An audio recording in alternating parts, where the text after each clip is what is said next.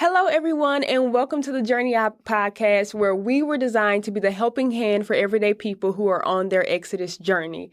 I am one of your hosts, Bree, and this is Antoine.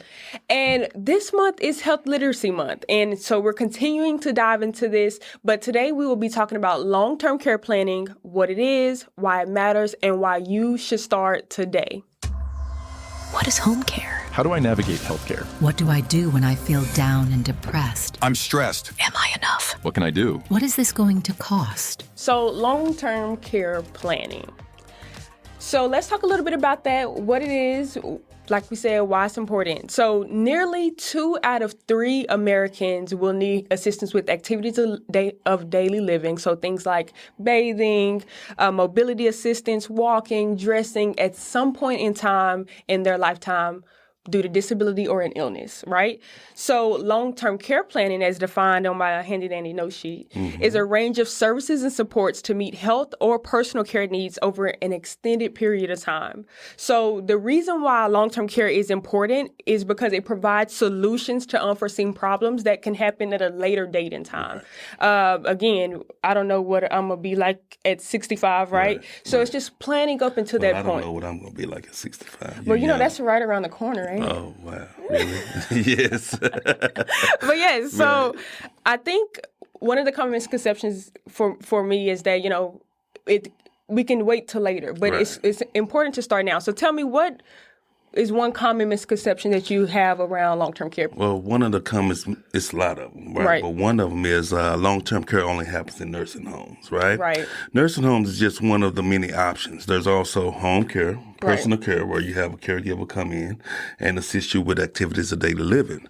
That is considered unskilled care. Right. You also have home health and hospice that's provides nursing care, which is considered skill, adult daycares, and then you have facility-based care, which is look like assisted living and residential home care. Right. And so I can kind of get with you with what you're saying there, because a lot of times people are like, I'm not going to a nursing home. And they only think that that's the only way option, or only option to get care. And that's totally not the case. And the whole other subject is the reason why they wouldn't go to these nursing homes. So in some cases, uninformed. Exactly. And not planning. Right. So that's super important to note there. And I think another common misconception that we hear a lot is, my health insurance covers everything. I don't have to worry about anything. And that's totally not the case. So usually when you're 65 or so, 64 usually, you're going to start enrolling into Medicare. And so you think, Medicare is going to cover everything. And that's not the case. Usually Medicare is only covering short-term stays at these facilities. And we'll talk a little bit more about that. But it's really important to understand what it will and won't cover. So you talked a little bit about like the nursing homes, residential care homes, assisted living, things like that. Those are really pivotal things for people to know about, but we have those things due to the Older Americans Act that was passed. Yes. And so, and the purpose of the Older American Act is to support older adults and their caregivers. So tell me a little bit more. Yeah, so some supports and services that the Older Americans Act have are like information and assistance. There's personal care, so that's, again, the help with the daily activities of living that we were talking about earlier. There is nutrition services, so like meal programs, Meals on Wheels, things like that. There's also transportation, so that way you have access to medical appointments, and then support for caregivers, so things like respite care, training, and things like that. Now, being able to access those supports and services is super important, that you're contacting like your local area agency on aging, or going to online resources that are available through the OAA website. Correct. With that being said, and trying to access some of the resources from the OAA, it's important to know that you have those services and support, but it's also important to start planning right now, to start planning early. What would you say would be one of your early planning tips for, the importance of planning early? Well, early planning helps reduce stress. Yes. Stress is a big factor in this, right? Having a plan in place helps individuals and their families make the appropriate decision when the time arises. So just say, for instance, if you start planning early, what happens is, hey, let's go back. If you know your family medical history, you have your mother or your father has been diagnosed with dementia or Alzheimer's or something like that, maybe previous fall risk, or God forbid, but a cancer or something may pop up, right? in knowing that, you're able to plan early. And in planning early, if those things arise, you already have a plan of how you will want to be given care or where you will want to go receive care, or even if what facility you'll want to be in. Right. And so that takes the stress away from you not having to figure out in the last minute. It's already stressful because the situation just popped up on you. So now figure out in the last minute what you're going to do. But aside from that, it's really stressful when you think about the cost. The cost of these things. And so the importance of planning early right now, for me, I would say, would be costs. Costs are only going to increase. They're never going to decrease. They're only going to go up. So you want to plan now so that inflation doesn't play a critical role in the care that you or your family member deserve. Right. So you want to start now. You want to plan early. You want to go ahead and figure out, is a nursing home best? Is assisted living best? Is residential care home best? Is at home best? And if it is, you figure out and navigate a plan to make sure that your loved one gets where they want to be. And one of the key things is planning that, and like you said, for residential homes or facilities, is having an advanced care directive. Advanced directive, Advanced care directive, all right? The importance of planning early and implementing an advanced directive is for clarity of you or your loved one's wishes. Yes. Advanced directives ensure that individuals' healthcare preferences are clearly documented and desires are met. Okay? Right. Also with that advanced directive, and I'm reading my notes, so forgive me, guidance for a healthcare professional. Right. It ensures that the healthcare professionals are making the decisions that align with the patient's preferences. Okay? Right. So that's important because a lot of times we get into a situation, and like say for instance, just me and you, right? I know you. Right. I know, like, when you're old, I know you want to be creased up. So you say I'm old? When you're old. I said when you're old. When I'm old, okay. Right? All right. You want to be creased up. You want to be in his J's. He want to be in the sweatpants. He want to. I know those things, right? But I also know him on a deeper level. Right. You know, what does the funeral arrangement look like? What does all of those different things? I need to know your wishes so that way I can make the appropriate decisions when that time comes. And as a parent, I know we don't want to talk about these things, but as a parent, it's helpful for you to let your family know. Like my daughter, hey, I want her to know what my wishes would be, right? I want her to be clear in what my wishes would be. So God forbid if something happened, hey, she knows how to plan. She know what dad or mom would like. So that's great. Yeah, that's super important. I think also another key thing you would want to know as you kind of progress and start planning early is what your insurance really won't cover. Like I said earlier, there are Medicare coverage limitations. Medicare will only cover a skilled nursing facility at a short-term stay. So that means you probably get 60 days, you could get 50, 40, 100, you know, if we're capable of doing that. Right. But with those stays, that's only what it covers. And then after that, you have to leave that facility. Where's your loved one going? Where are they going? What's the next step? Do you know? Right. So understanding what your insurance or Medicare will cover, and then planning according to that if there is a issue that comes up. With that, we talked about, you know, the coverage and everything. So with that, you have to start financing planning early as well. So finance planning, what does that look like? How can you kind of get something in place already so that way down the road when you need these resources, you're able to assess them and you can pay for the care that you need. For financing long-term care, what would be one of your top planning tips? Well, it's important to assess your current financial situation and explore various funding options. There are a lot of options out there, but about finding the right one for you and your family at this time and even in the future, that'll be helpful. Right. And so I guess most people for long-term care, we are already going to think about long-term care insurance, right? So that's going to be number one. So I'll kind of give you a definition of what long-term care insurance is. So long-term care insurance is specifically designed to cover services that assist individuals with daily activities, which can be divided into two main categories. So we have activities of daily living, which is like the bathing, grooming, mobility assistance, dressing, things like that. But we also have things like meal preparation. There's laundry and transportation and housekeeping. Those things are what we call instrumental activities of daily living, and long-term care insurance does cover that. Now, long-term care insurance can be used in any setting, so it doesn't. You don't have to just be at home for it. You can be in assisted living. You can be in a nursing home. You can even use it for adult daycare services. Yes. So it doesn't have to just be tied to a specific area. But long-term care insurance is there to help pay for people who need assistance with activities of daily living. Of course, there's a cost always associated, and we right. call those premiums when you're talking about insurance. And the premiums really just depend on when you get started. If you get a premium at a younger age, it's usually a lower cost. If you get it at a higher age, it's usually a higher cost. But it's really just kind of understanding what you need and trying to kind of going from there. There's also what we call annuities. And so an annuity is a financial product typically offered by insurance companies that provides a series of payments made at regular intervals. It is often used to accumulate funds for retirement or to provide a steady income stream during retirement. So there's two different types of annuities. There's an immediate long-term care annuity and a deferred long-term care annuity. And so typically how the immediate works is it's an annuity for right now. Right. If you need long-term care right this second, that annuity can be given to you right then. Right. Now, for a deferred long-term annuity, it's usually something that you pay on now to use later at a deferred time. And go ahead. before you, listen, this is a lot of information. Yes. A lot of great information. But don't worry. Listen, we don't have all the answers, right? We introducing some to you. But down the road, we will have people with the answers to go in depth with this for us. Yeah, the experts. Yes. That's what we like to call them, the experts. And so they can kind of dive a little bit deeper. But these are some of the things that you can look into now to kind of find what fits best for you guys. And then we have reverse mortgages. I'm sure a lot of us are familiar with reverse mortgages. A reverse mortgage is a type of loan that allows homeowners, typically age 62 or older, to convert part of their home equity into cash without having to sell their home.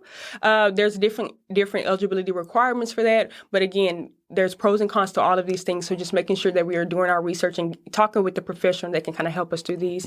And then lastly, we have trusts. So there's two trusts that we'll talk about, a charitable remainder trust and a Medicaid disability trust.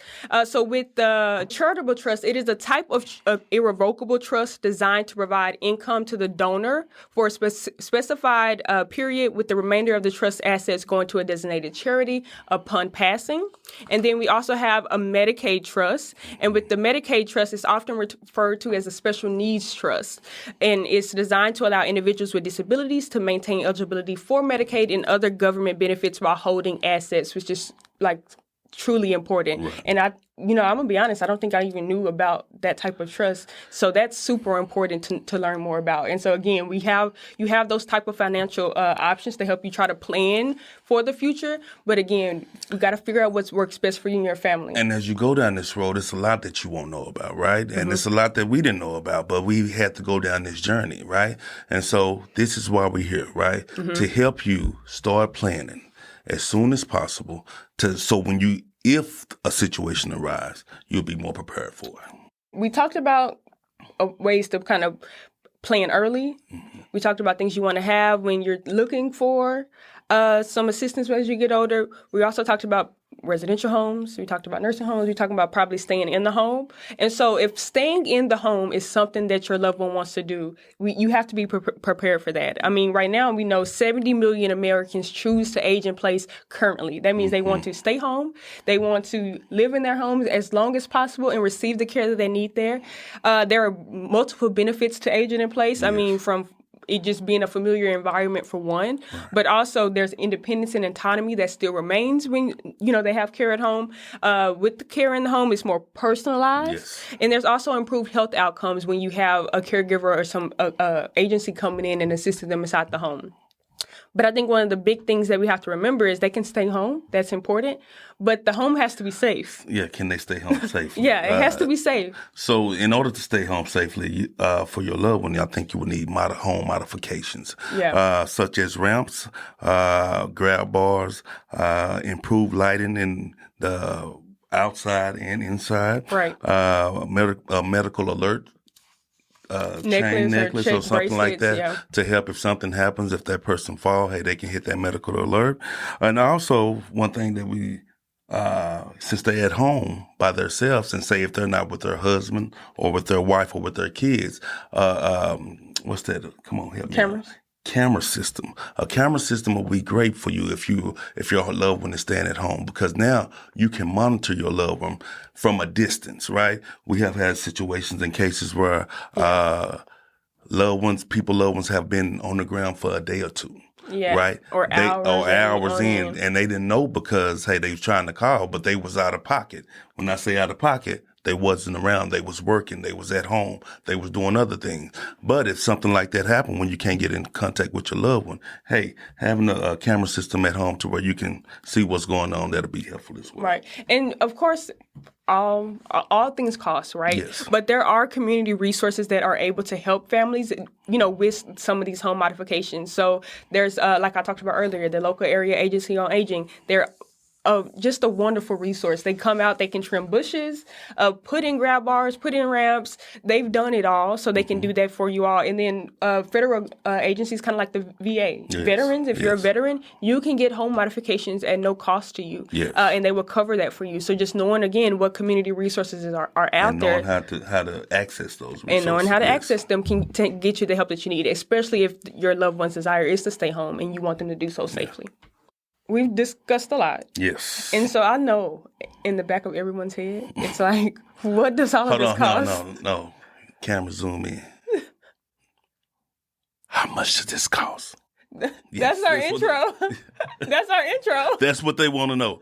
How much does this cost? How much do all this cost? Right. So it just depends. Again, it depends on what you're wanting, right? So if you want to stay at home right now, and again, let me give you a good resource for looking at costs of care. Genworth, again, and Genworth is another long-term care agent insurance company that gives out policies for long-term care. So they're very qualified for giving information on what cost of care is. If you're looking to stay at home, on average, the 2023 national average for home care is at $33 an hour. Right? If you're looking for an adult day service, so say, for instance, you have a loved one and they have Alzheimer's or dementia and you want them to go to a service, an adult day have, and yes, and let them take care of them for the day during the daytime, you're looking at about $95 a day, per day. For assisted living, you're looking at about $5,400 a month. For a nursing home, and then the way nursing homes and residential care homes too. The way nursing homes work, you have a semi-private or what we call a shared room where you're sharing it with another resident or a patient that's at that facility, and you have a private room where the room is all to yourself. A semi-private room is going for about $8,700 per month. And a private room is going for $9,800 per month. And these prices do vary, right? They vary. Depending on state to state and the amenities that you will want that your loved one to have. Exactly. And so these are just the average. It definitely some places it could be higher, and some places it could be lower, but these are your average costs. So this is what you are expecting to pay right now, right? Well, as I mentioned earlier, it's only going to go up. Right. So having a plan for your loved one, for yourself, for your kids in the future so they know what to do for you is super important, because when you want to choose what fits best for your family, whether it's a nursing home, assisted living, a residential care home, or aging in place. Right. You want to figure out what fits best for them. But when you want to take in the cost, those are some high numbers. We won't lie. I mean, and the costs and the numbers will go up for the cost. And it only will go up. So those are high as they were now.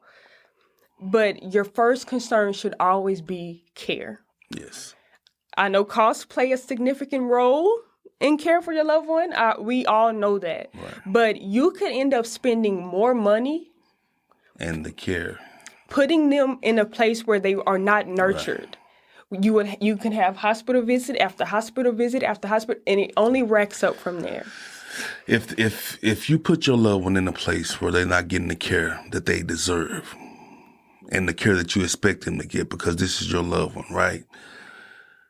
Not only are you paying for the cost of them living there, what about the hidden costs? If they're not getting turned, right, and developing bed sores, right?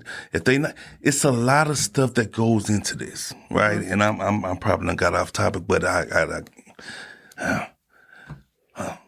when you're dealing with my mother, right, or my grandmother, or my family member, right?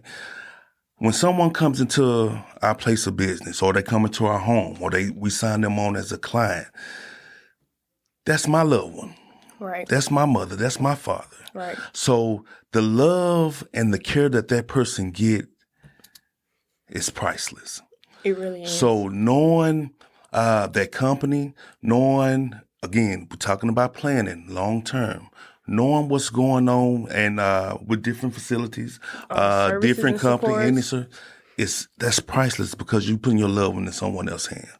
Okay, I'm sorry. No, that I think you just hit it on the head. Like again, cost matters, but it's really about the quality of the care that is super important. And so, with that, if you guys don't take anything away from what we've said today, costs are only going to go up, but you want to put you and your family members in a better position so that later all of this can be a breeze. And it won't be a breeze because you're going to be going through something as a family unit. But at least you're better prepared. Right? And that's the part that's the breeze, right? You're prepared. You know, well, I have this in place. I know I don't have to worry about that. I can fully give my attention to my loved one in this time who needs me without having to worry about expenses, not worry about care, not worry about placement, not worry about those things. And I know my loved one's wishes. Right. We have discussed a lot today. A lot. We've talked about the importance of long-term care planning. We talked about all the supports and services that come to us. Advanced directives. We talked about financial planning. Talked about OAA. We talked about home modifications. Right. Yes, the whole episode, right? But we talked about a lot of things. But I think really what we want to encourage you all is to be proactive. Yes. Be proactive in planning for your long-term care. It's never too early to start, and it's never too late to start, but you have to start.